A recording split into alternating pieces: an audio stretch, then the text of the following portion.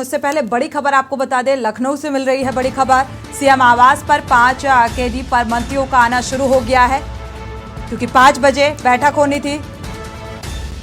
थोड़ी देर में सीएम योगी आदित्यनाथ निकाय चुनाव को लेकर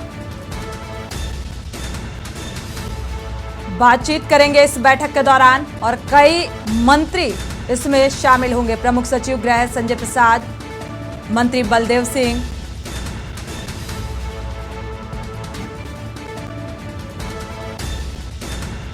तो सीएम योगी आदित्यनाथ निकाय चुनाव को लेकर ये बैठक करेंगे।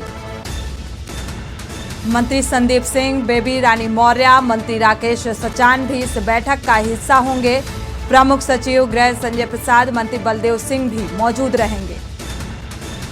तो निकाय चुनाव से जुड़ी हुई बड़ी खबर, सीएम आवास 5 कालिदास मार्ग में ये बैठक आयोजित की गई है,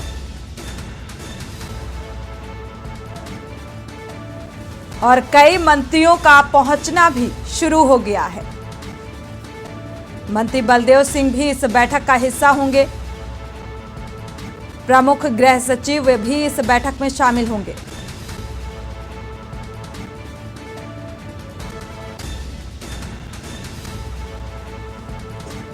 निकाय चुनाव को लेकर यह बैठक बेहद अहम, और इस बैठक में के बाद क्या कुछ निकलकर सामने आएगा, क्योंकि इस बैठक में निकाय चुनाव को लेकर रणनीति और सीएम आवास पर ही ये बैठक रखी गई है। थोड़ी ही देर में सीएम योगी आदित्यनाथ निकाय चुनाव को लेकर इस बैठक में अपनी रणनीति साझा करेंगे।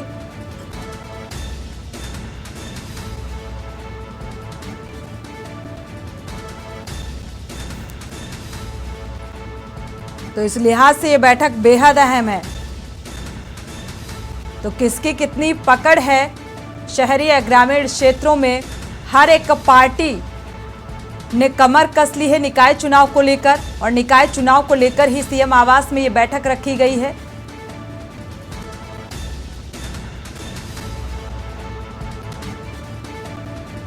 तो 2017 की अगर बात की जाए तो 2017 के नगर निकाय चुनाव में बीजेपी 16 नगर निगम में से 14 में से अपना मेयर बनाने में सफल रही थी, जबकि बाकी 2 मेयर सीटें बसपा के खाते में गई थी।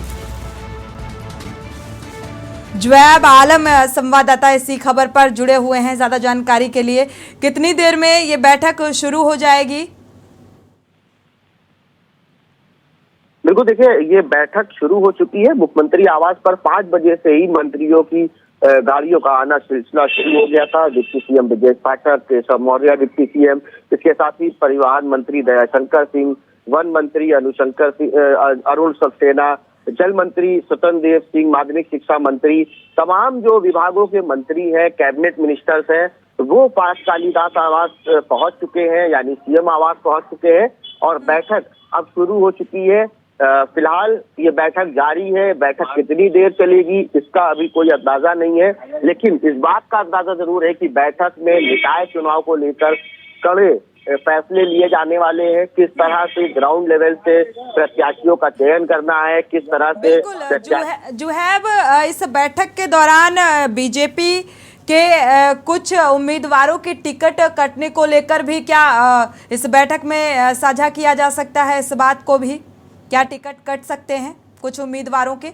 अभी जो बैठक है वो बैठक तैयारी को लेकर है। चुनाव में किस तरह से ग्राउंड लेवल पे होगी, टिकट देने और टिकट काटने की अभी फिलहाल कोई भी इस तरह की चर्चा या सुगबुगाहट अभी सामने आई है। कुछ चीजें लेकिन क्लियर नहीं है। हो सकता है इस बैठक के खत्म होने के बाद में कुछ नाम निकाले जाए, क्योंकि जो बीजेपी गठबंधन के हिस्सा जो दल हैं वो भी इसमें बैठक में मौजूद है। तो हो सकता है कि बैठक खत्म होने के बाद में प्रेस को ब्रीफ किया जाए और फिर बताया जाए कि गठबंधन को कितनी सीटें निकाय चुनाव में दी जा रही हैं, खुद कितनी सीटों पर समझौता करके बीजेपी चुनाव लड़ेगी, या कितने जगहों पर बीजेपी के सिंबल से लोग चुनाव लड़ेंगे।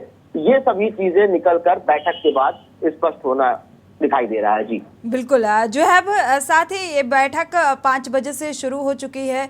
क्या अभी भी मंत्रियों को पहुंचना जारी है? लगभग कितनी देर तक ये बैठक चलेगी? देखो, देखिए ये बैठक शुरू हो चुकी है।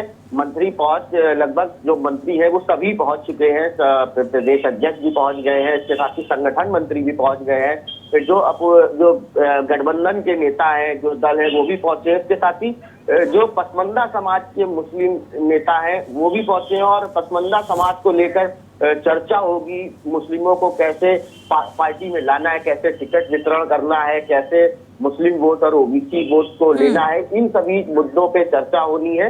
और अहम सबसे बड़ी बात यह है कि इस बार के जो निकाय चुनाव है उसमें प्रदेश स्तर से जो प्रदेश कार्यालय है यहाँ से पूरी नजर होगी एक एक कैंडिडेट के टिकट के ऊपर, और प्रदेश का जो कार्यालय है वही फैसला फाइनल करेगा, वही कार्यकारिणी फाइनल करेगी कि आखिर कौन ये चुनाव लड़ेगा। क्योंकि कहीं ना कहीं देखा जा रहा है कि ये लोकसभा चुनाव का सेमीफाइनल है और जो इस चुनाव में हावी होगा वही लोकसभा चुनाव में भी बाजी। बिल्कुल, इससे एक देखा जाए तो एक रूपरेखा तैयार हो जाएगी लोकसभा चुनाव की। और जाहिर सी बात है कि जो मुस्लिम बाहुल्य सीटों को लेकर एक संशय की स्थिति बनती नजर आ रही है और बीजेपी के लिए इस बार एक चुनौती भी है। जिस तरीके से चारों ही पार्टियां बड़ी ही प्रखरता के साथ मजबूती के साथ इस निकाय चुनाव के चुनावी मैदान में नजर आ रही हैं और पूरी तैयारी से जुटी हुई हैं।